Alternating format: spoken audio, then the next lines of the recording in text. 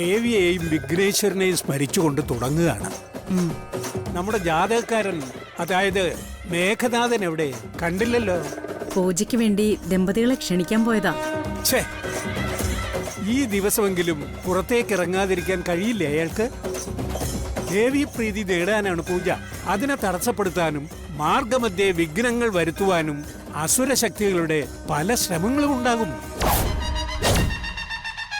നമ്മൾ വേണം അതിനെക്കുറിച്ച് ബോധവാനാവാൻ. അത്യാവശ്യമായതുകൊണ്ട് പോയതാ. ദമ്പതികളെ കൊണ്ടുവന്നാലല്ലേ പൂജ പൂർത്തിയാവൂ. അതിന് അയാൾക്ക് പകരം മറ്റൊരാൾക്ക് പൊക്കൂടെ? കണ്ടക ശനി തലയ്ക്ക് മീതെ നിൽക്കുകയാണെന്ന് പറഞ്ഞതല്ലേ ഭവാനിയമ്മേ?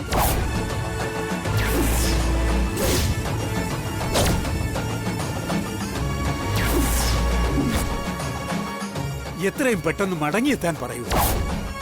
രാവിലെ മുതൽ ദുസ്സഹനങ്ങളായിരുന്നു. പൂജാകർമ്മങ്ങൾ പൂർത്തിയാക്കാൻ കഴിയുമോ എന്ന് പോലും സംശയമാണ് എനിക്ക്. അങ്ങ് വല്ലാതെ ഭയപ്പെടുത്തുകയാണ് തിരുമേനി.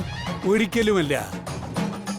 നല്ല ദേവതകളെ പൂജിക്കുമ്പോ ദുർദേവതകൾ അരിഷ്ടഭാവത്തിലായിരിക്കുമെന്ന് ഞാൻ പ്രത്യേകം പറയേണ്ടതായിട്ടില്ലല്ലോ. പറയണോ? ഇന്ന് ഈ വീട്ടിലുള്ളവരെല്ലാം വളരെ ശ്രദ്ധിക്കേണ്ടുന്ന ദിവസമാണ്.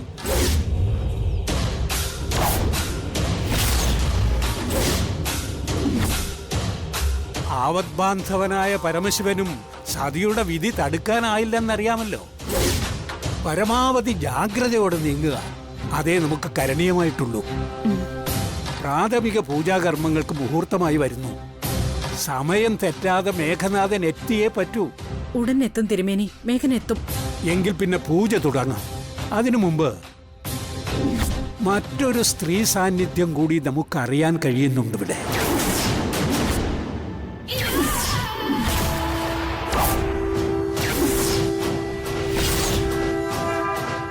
ഇവിടെ ഞാനും ലളിതയും മാത്രമേ ഉള്ളൂ സ്ത്രീകളായിട്ട്. ദേഹം വിട്ടുപോയിട്ടും ദേഹി അവശേഷിക്കുന്നു. ഭൂമിയിലെ അവളുടെ ദൗത്യങ്ങൾ അവസാനിച്ചിട്ടില്ല.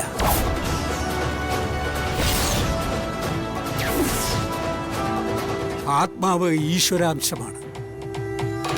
സുഭദ്രയെ ഓർമ്മിപ്പിക്കുന്ന എന്തെങ്കിലും കൂടി ഇവിടെ കൊണ്ടുവച്ചാൽ മതി.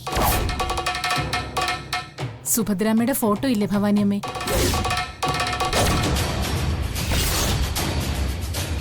അതെടുത്താ മതിയോ തിരുമേനി? അത് മതിയാവും. ചെന്ന് കൊണ്ടുവന്നോളൂ.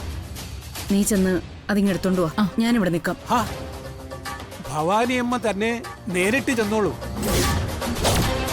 വിശിഷ്ട അതിഥിയെ സ്വീകരിച്ച് ആനയിക്കുന്ന മനസ്സോടെ സുഭദ്രയെ കൊണ്ടുവരാവൂ. ചെന്നോളൂ, സമയം കളയണ്ട.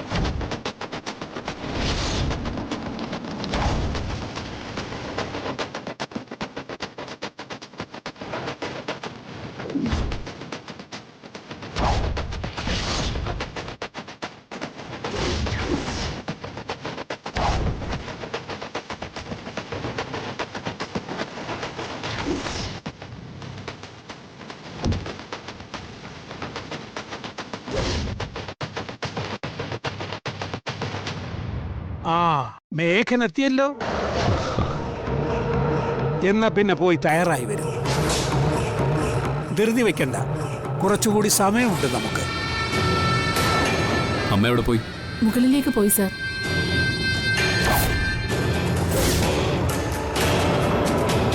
നരനാരി പൂജയാ.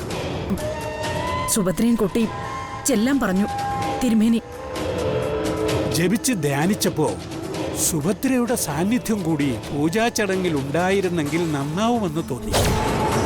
മേഘന്റെ നന്മ ആഗ്രഹിക്കുന്ന ആത്മാവല്ലേ സുഭദ്രയുടേതും. അതുകൊണ്ടാ സുഭദ്രയുടെ ചിത്രം എടുത്തുകൊണ്ടുവരാൻ ഞാൻ ഭവാനിയമ്മയെ പറഞ്ഞു വിട്ടതും. എന്റെ ദൈവമേ, എന്തിനായിരുന്നു അത്? വേണ്ടായിരുന്നു. എന്താ ഈ പറയുന്നത്? വേണ്ടെന്നോ? അതെ, സുഭദ്ര എന്റെ നാശമാണ് ആഗ്രഹിക്കുന്നത്. സർവനാശം. അയ്യോ, അതെനിക്ക് നേരിട്ട് അനുഭവമുണ്ട്. എന്റെ ഭഗവാനെ, എങ്കിലത് ആപത്താണല്ലോ.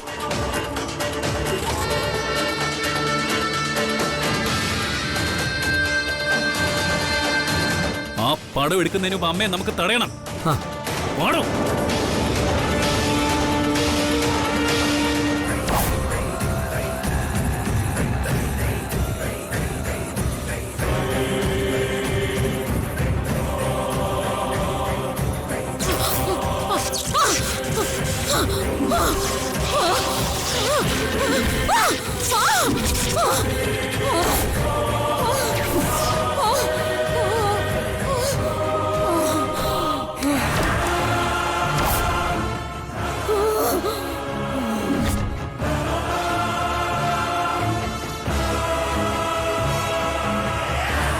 അമ്മേ,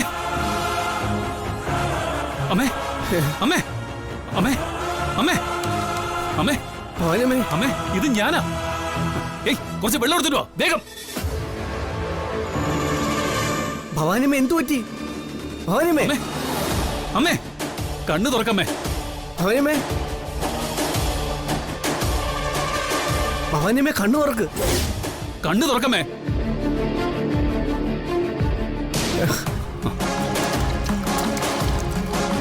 അമ്മേ, അമ്മേ, അമ്മേ, കണ്ണു തുറക്കമ്മേ. അമ്മേ, കണ്ണു തുറക്കമ്മേ. അമ്മേ, അമ്മേ,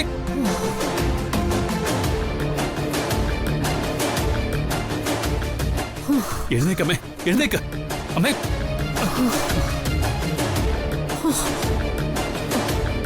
അയ്യോ,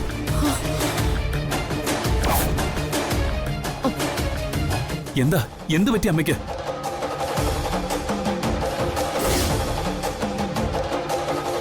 കാര്യം പറയാമ്മേ. എങ്ങനെ അമ്മയുടെ ബോധം പോയത്? ഷോക്കടിച്ചു എന്നെ. എനിക്ക് ഷോക്കടിച്ചു. സുഭദ്രയുടെ ഫോട്ടോയിൽ തൊട്ടപ്പോ എനിക്ക് തോന്നിയത് ഒരു മിന്നൽ എന്റെ തലയിൽ കൊണ്ടെന്നാ.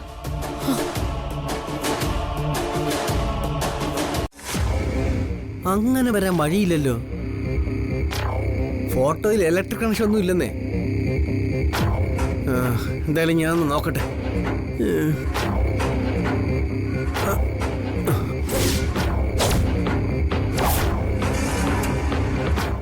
എനിക്കൊരു കുഴപ്പമില്ലല്ലോ. എനിക്ക് ഷോക്കടിച്ചു, അത് സത്യമാ. തറയിൽ വീണ് കഴിഞ്ഞപ്പോ പിന്നെയും തോന്നി ഒരു വൈദ്യുതി പ്രവാഹം. അമ്മ എന്തിനാ വെറുതെ ഈ ഫോട്ടോ എടുക്കാൻ പോയത്? ആ, സാരമില്ല, ഏതായാലും കഴിഞ്ഞത് കഴിഞ്ഞു. വാ, താഴേക്ക് പോവാം നമുക്ക്. ഇല്ലില്ല, ഞാനില്ല താഴേക്ക്. അമ്മേ, താഴെ പൂജ നടക്കുക. ഞാനില്ല ഒരു പൂജയ്ക്കും. ഇവളില്ലേ ഈ സുഭദ്ര, ഇവൾക്ക് എന്നോടാ ശത്രുത മുഴുവനും. അതൊക്കെ വെറുതെ തോന്നുന്നതാ ഭവാനിയമ്മേ. അല്ല, വെറുതെ തോന്നുന്നല്ല. കഴിഞ്ഞ തവണ ഫോട്ടോ മറിഞ്ഞു വീണ് ചില്ല് കുത്തി കയറി എന്റെ ദേഹത്ത്.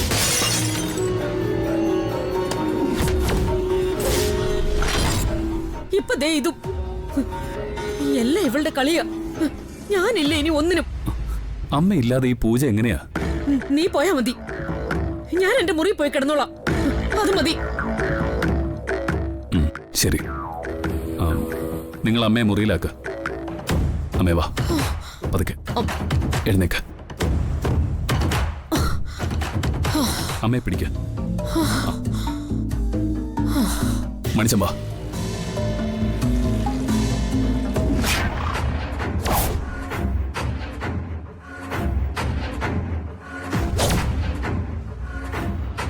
ദുർനിമിത്തങ്ങളെല്ലാം നല്ലതുപോലെ പൂജ പൂർത്തിയാക്കിയാൽ മതിയായിരുന്നു. ഇല്ലെങ്കിൽ അനുഭവിക്കും, എല്ലാവരും അനുഭവിക്കുമെന്ന് ഉറപ്പാ.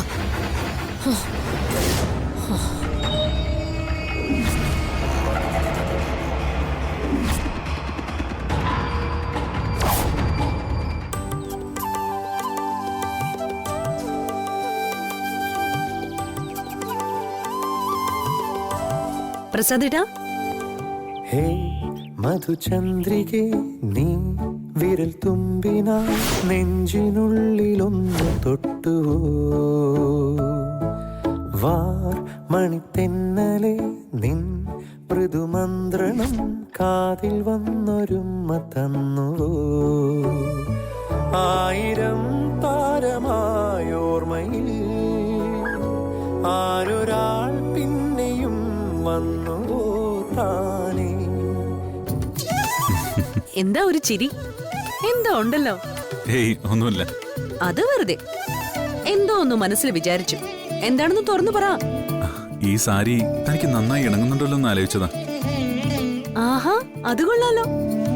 ഇങ്ങനത്തെ നല്ല കാര്യങ്ങൾ മനസ്സിൽ തോന്നിയാ അപ്പോഴേ പറയണ്ടേ. ഞാൻ വിചാരിച്ചത് എന്നിൽ എന്തോ കുറ്റം കണ്ടുപിടിച്ചു എന്നാ. അതിന് തന്നെ കുറ്റം പറയാൻ എന്താ ഉള്ളത്? ഒന്നുമില്ലല്ലോ. ആഹാ, എന്നിട്ട് ചില നേരത്തെ പെരുമാറ്റവും ദേഷ്യവും ഒക്കെ കാണുമ്പോ എനിക്ക് അങ്ങനെ അല്ലല്ലോ തോന്നാറ്. ഞാനെന്തോ വലിയ തെറ്റ് ചെയ്തു എന്നാണല്ലോ.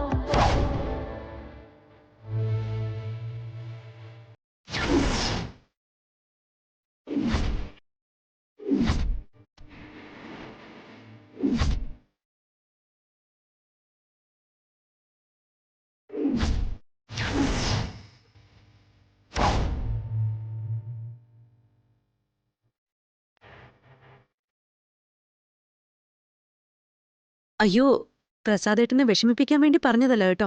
പെട്ടെന്ന് ഓർത്തപ്പോ അറിയാതെ നാവീന്ന് വീണെന്നേ ഉള്ളൂ. സാരമില്ല, പലതും എന്റെ തെറ്റ് തന്നെയാ. ചെറിയൊരു ഈഗോ കൊണ്ട് തുറന്നു പറയാറില്ലെന്നേ ഉള്ളൂ. അയ്യോ, പ്രസാദേട്ടന് എന്തിനാ എന്റെ അടുത്ത് ഈഗോ? എന്റെ മനസ്സിൽ ഞാൻ എത്രയോ വലിയ സ്ഥാനത്താ പ്രസാദേട്ടനെ നിർത്തിയിരിക്കുന്നറിയോ?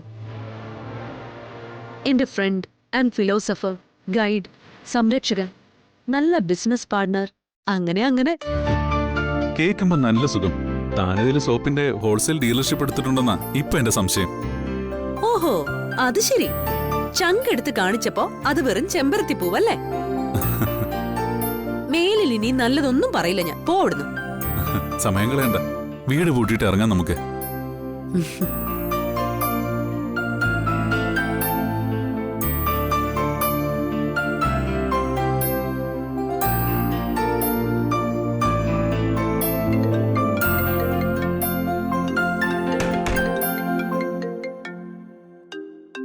ആരാ പ്രസാദേട്ടാ? നാഥൻ സാറാ. ഞാൻ ഓർത്തു മുരളിയോ ഹരിയോ ആണെന്ന്. ഹലോ നാഥൻ സാർ. ആ പ്രസാദ്, നിങ്ങൾ എവിടെ എത്തിയപ്പോ? ഞങ്ങൾ ഇറങ്ങാൻ തുടങ്ങി സാർ. 1 മണിക്കൂറിനുള്ളിൽ എത്തും. ആ ശരി ശരി. ഏതായാലും ഒരുപാട് തിരക്ക് കൂട്ടണ്ട, സാവധാനം എത്തിയാ മതി.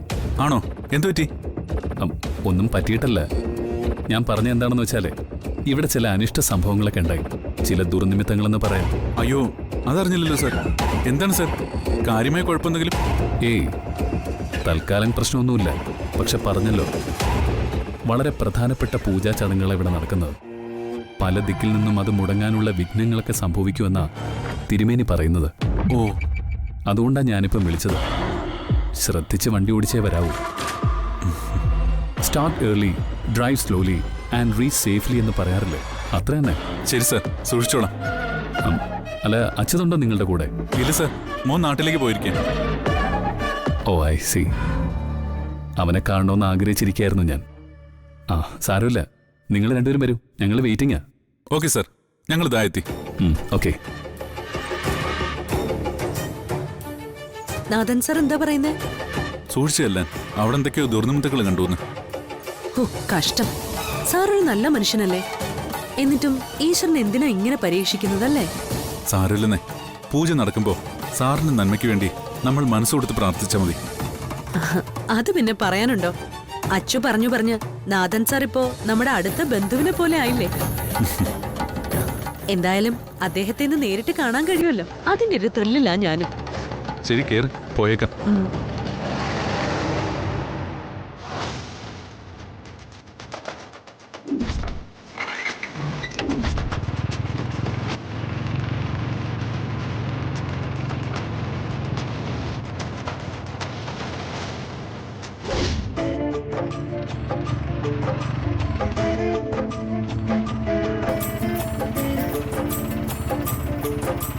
അതെ, ബാലൻസ് തെറ്റി മൂക്കും കുത്തി റോഡിൽ വീഴണ്ടെങ്കിലേ എന്റെ തോളി ഒന്നും കൂടെ മുറുക്കെ പിടിക്കാം.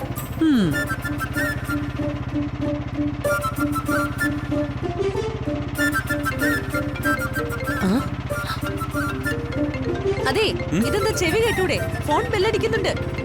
ആണോ? ഞാൻ കേട്ടില്ല. എന്നാലേ ഞാൻ കേട്ടു. ബൈക്ക് ഒതുക്കിട്ട് ഫോൺ എടുക്ക്. ഉം.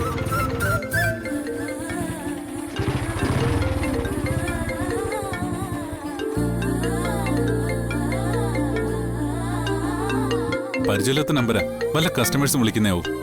എന്തായാലും എടുക്ക്. ഹലോ ഹലോ, അമ്മ ഈവന്റ് മാനേജ്മെന്റ് കമ്പനി അല്ലേ? അതെ സാർ, പറഞ്ഞോളൂ. How can help you?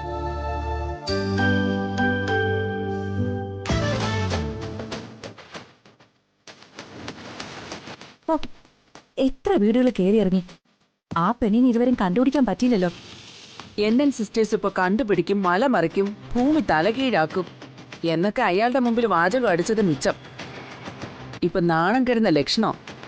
Sir, നിങ്ങൾ പറയുന്ന ആവശ്യങ്ങൾക്കനുസരിച്ച് വിഭവങ്ങൾ ആഡ് ഓൺ ചെയ്യാം. No issues. 100% കസ്റ്റമർ ഫ്രണ്ട്ലി സർവീസാണ് സാർ അമ്മ ഇവന്റ്സ് മാനേജ്മെന്റ് കമ്പനിയുടേത്.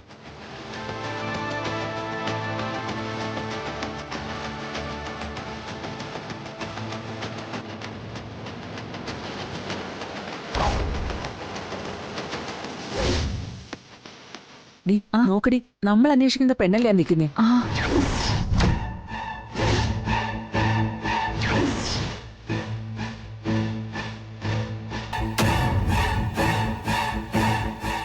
അതെ അതെ, ഏതായാലും നീ ആ ഫോൺ എടുത്ത് ഫോട്ടോ ഒന്ന് നോക്കിയേ.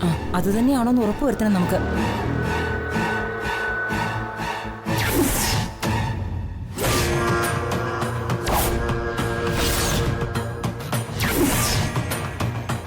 കറക്റ്റ് ആണല്ലോ. അയാൾ പറഞ്ഞതുപോലെ ആടെ ആഭരണങ്ങളൊക്കെ മൊത്തം മാറ്റിയ ഇതേ പെണ്ണാ അത്. വാ ഒന്നുകൂടി നോക്കളെ.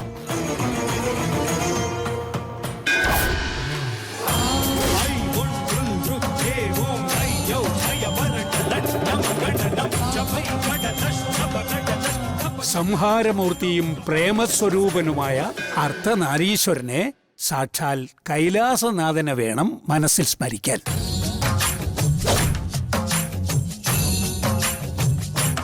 ഓം ശിവായ നമഃ. ഓം ശിവായ നമഃ. ഓം മഹേശ്വരായ നമഃ. ഓം മഹേശ്വരായ നമഃ.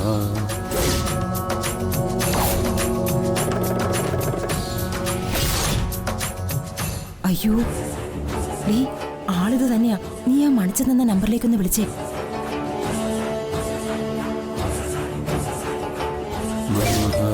ഓം വിനായകനേ നമഃ. ഓം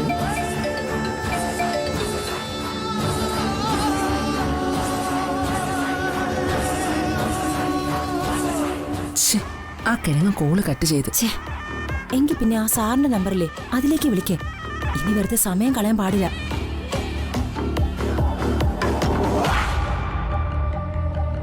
ഇങ്ങേരെങ്കിലും എടുത്താൽ മതിയായിരുന്നു.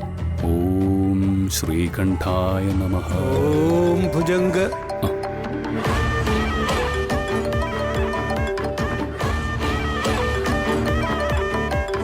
ഫോൺ മാറ്റിവെക്കൂ. പൂജാ സമയത്ത് മറ്റൊന്നിലും ശ്രദ്ധിക്കാൻ പാടില്ല. പറഞ്ഞത് കേൾക്കൂ, ഫോൺ മാറ്റിവെക്കൂ. ഒരു മിനിറ്റ്, ഇത് വളരെ അത്യാവശ്യമുള്ള ഒരു കോളാ. പൂജയേക്കാൾ എന്തു വലിയ അത്യാവശ്യമാണ് ഇവിടെ ഇപ്പോ?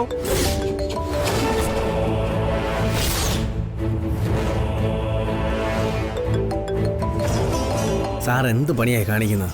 അത്യാവശ്യമാണെന്ന് പറഞ്ഞാൽ മനസ്സിലാവില്ലേ? എനിക്ക് ഈ കോൾ അറ്റൻഡ് ചെയ്തേ പറ്റൂ.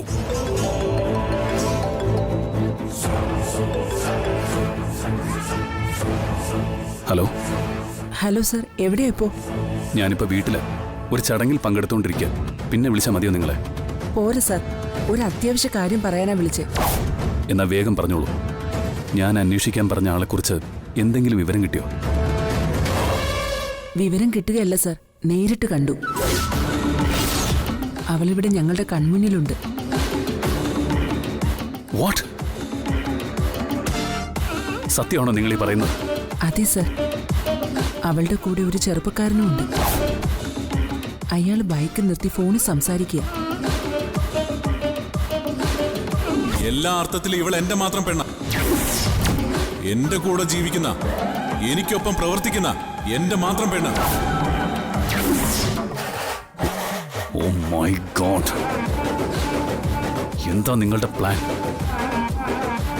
അയാൾ പ്ലാൻ ചോദിക്കുന്നു. ഇങ്ങതാ സാർ, അയാളെ വെട്ടിട്ട് ഞങ്ങൾ അവളെ പിടിച്ചോണ്ട് വരട്ടെ? ഏയ്, വേണ്ട. നിങ്ങൾ 2 സ്ത്രീകൾക്ക് മാത്രം അത് ചെയ്യാൻ പറ്റുമോ? സ്ത്രീകളാണെന്നൊന്നും നോക്കണ്ട സാർ. 4 പേര് ഒരുമിച്ച് വീഴ്ത്താൻ ഞങ്ങൾ 2 പേര് തന്നെ ധാരാളം. ഏയ്, no no no no no. നിങ്ങൾ വെറുതെ ആവേശമൊന്നും കാണിക്കരുത്. അവള് ഒരു തികഞ്ഞ അഭ്യാസിയാ. മുമ്പും 3-4 പേരെ അവൾ ഒറ്റയ്ക്ക് അടിച്ചിട്ടിട്ടുണ്ട്. നിങ്ങൾ തൽക്കാലം ഒരു കാര്യം ചെയ്താൽ മതി. ആ ലൊക്കേഷൻ എനിക്ക് സെൻഡ് ചെയ്യുക. എന്നിട്ട് ഞാൻ വരുന്നത് വരെ എങ്ങനെയെങ്കിലും അവരെ ഒന്ന് ബ്ലോക്ക് ചെയ്യുക. ഞാനിതാ ഉടൻ വരാം അങ്ങോട്ട്. അയ്യോ